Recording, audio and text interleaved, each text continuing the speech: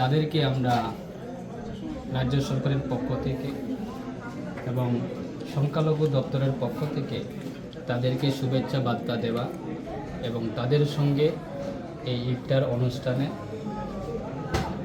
আমরা সবাই মিলে একসাথে আমরা অনুষ্ঠানে অংশগ্রহণ করা এবং সেই উদ্দেশ্য নিয়ে আমি এসেছি এবং সেটাই আমার বার্তা থাকবো সারা রাজ্যে আমাদের যারা মুসলিম ভাইরা যারা আছে, ইসলামী ধর্মের যারা ধর্মের প্রতি যারা বিশ্বাসী, আগামী 31 তারিখ মার্চ 2025 তাদের ঈদ অনুষ্ঠান হবে এবং সেই ঈদের উপলক্ষে সারা রাজ্যের মুসলিম ধর্ম যারা রয়েছেন, ইসলামী ধর্মে যারা রয়েছেন, আপনাদের সবাইকে শুভেচ্ছা জানাই এবং আমরা আল্লাহর কাছে আমরা প্রার্থনা করব যে আমাদের ভারতবর্ষে আমাদের উত্তর পূর্বাঞ্চলে এই ত্রিপুরা, আমাদের চারিদিকে ত্রিপুরার প্রায় 3 দিক আমাদের পার্শ্ববর্তী দেশ বাংলাদেশের সীমা রয়েছে। আজকে বাংলাদেশের পরিস্থিতি খুব ভয়াবহ রাজনীতিকের কারণে। তাই আমাদের যারা বাংলাদেশে যারা নাগরিক রয়েছেন বা সিটিজেন যারা রয়েছেন, তারা খুব আতঙ্কিতভাবে তারা বসবাস করছে, কি মুসলিম, কি হিন্দু, কি খ্রিস্টান, কি বুদ্ধিস্ট। তাই আমাদের পার্শ্ববর্তী দেশ বাংলাদেশের জন্যও আমরা সবাই আল্লাহর কাছে প্রার্থনা রাখব যে যাতে পুনরায় বাংলাদেশের শান্তি যাতে প্রতিষ্ঠা হয়। আমাদের পার্শ্ববর্তী দেশ মানে আমাদেরও যোগাযোগ বা ব্যবসাকারী বিভিন্ন ক্ষেত্রে আমাদেরও নির্ভর করে, আমাদের ত্রিপুরাও নির্ভর করে, ত্রিপুরার থেকেও বাংলাদেশ নির্ভর করে। তাই আমাদের এই বাংলাদেশের পরিস্থিতিটাকে আমরা পুনরায় যাতে শান্তি প্রতিষ্ঠা যাতে করতে পারে তার জন্য আমরা সবাই আল্লাহর কাছে প্রার্থনা রাখবো। আমি আমার ব্যক্তিগত পক্ষ থেকে আমার যারা মুসলিম ভাইরা যারা আছেন, আপনাদের কাছে সবার কাছে অনুরোধ থাকবো, আমরা এই মাস পুরা মাসটা আমরা রমজান মাস হিসাবে আমরা আল্লাহর প্রতি আমরা প্রার্থনা করে যারা অধিবাস থেকে যারা প্রার্থনা করছেন, আমরা সবাই চাই আমাদের ত্রিপুরা এক সময়ে সেরকম পরিবেশ ছিল না। আজকে আমরা রাজ্যের মাননীয় মুখ্যমন্ত্রীকে আমরা অসংখ্য ধন্যবাদ জানাই যে আমাদের ত্রিপুরা ছোটো একটা ত্রিপুরার মধ্যে আমরা বিভিন্ন জাতি রয়েছে, বিভিন্ন ভাষা রয়েছে, বিভিন্ন ধর্ম রয়েছে, তার মধ্যেও গণতন্ত্রের সবার যাতে অধিকার থাকে, যে প্রত্যেকটা মানুষ নিজের যে মৌলিক অধিকার নিয়ে যাতে বাঁচতে পারে, থাকতে পারে, ধর্ম যার সেটা যাতে সবাই নিরাপত্তা থাকে, তার জন্য আমাদের রাজ্যের মাননীয় মুখ্যমন্ত্রীর নেতৃত্বে রাজ্য সরকার সারা রাজ্যের মানুষকে আমরা সেবা দিচ্ছি। আগামী দিনেও সেটা আমরা চেষ্টা করব যে প্রত্যেকটা সম্প্রদায়ে যে কোনো ধর্ম আমরা সরকারের পক্ষ থেকে সম্মান জানাই, শ্রদ্ধা করি। 2018 আজকে সারা রাজ্যে যে কোনো উৎসব বলুন না কেন, আমাদের রাজ্য সরকারের পক্ষ থেকে বিভিন্ন ধরনের সাহায্য করা আমরা চেষ্টা করি, সম্মান করি, যে যার ঐতিহ্য সেটাকে রক্ষা করার সাথে সরকারের যত ধরনের সাহায্য করা প্রয়োজন সেদিকেই লক্ষ্য রেখে আমরা সরকার কাজ করি। আমার ব্যক্তিগতভাবে আপনাদের সবাই যারা সাংবাদিক যারা বন্ধুরা যারা উপস্থিত রয়েছেন, আপনাদেরকেও সবাইকে অসংখ্য ধন্যবাদ জানাই যে আজকে এই ইফতার অনুষ্ঠানে আপনারা অংশগ্রহণ করেছেন, আমাদেরকে সহযোগিতা দিয়েছেন এবং আমাদের বার্তাগুলি সারা রাজ্যের প্রত্যেকটা মানুষের কাছে পৌঁছে দেওয়ার জন্য আপনারা এসেছেন। তার জন্য আমার ব্যক্তিগত পক্ষ থেকে আপনাদের সবাইকে অসংখ্য ধন্যবাদ। Thank you. 22 রমজান আমাদের চলছে, 30 রমজানের পরে আমাদের এর মধ্যে ইফতার আমাদের পার্টি সারা রাজ্যব্যাপী চলছে।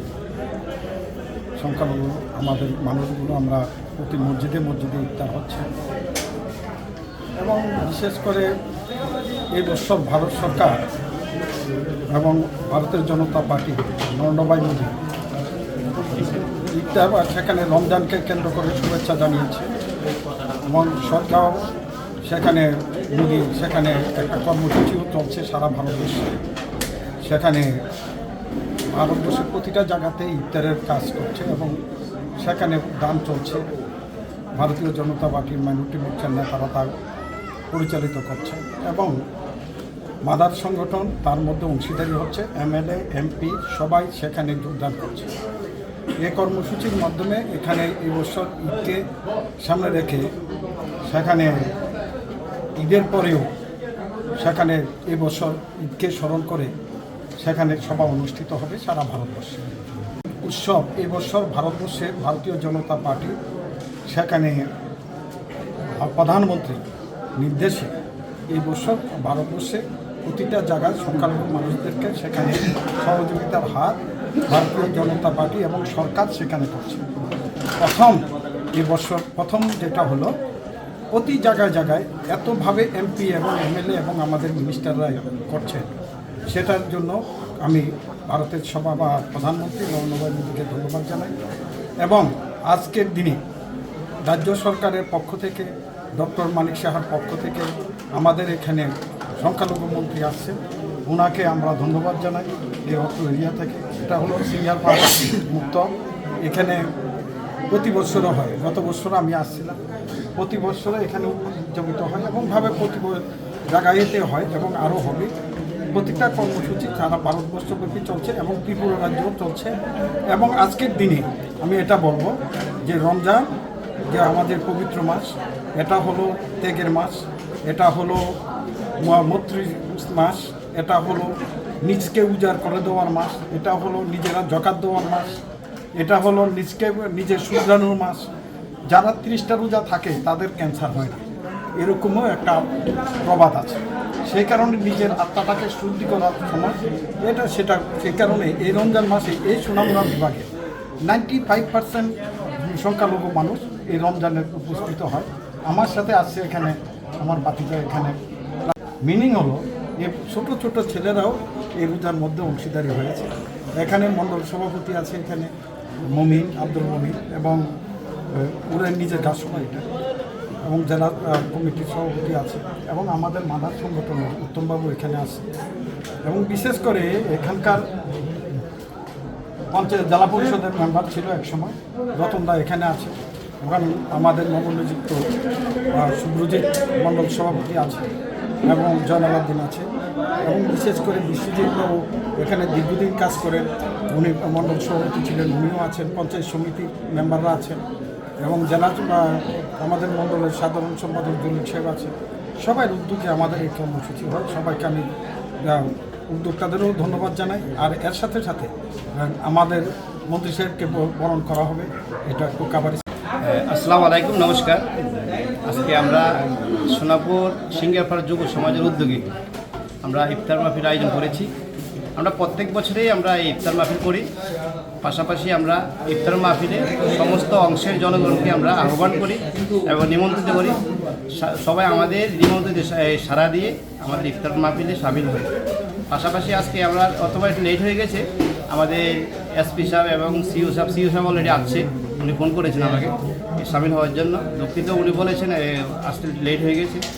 আর আপনারা দেখেছেন আমাদের রাজ্যে সংখ্যালঘুর মোর্চা সংখ্যালঘুর সভাপতি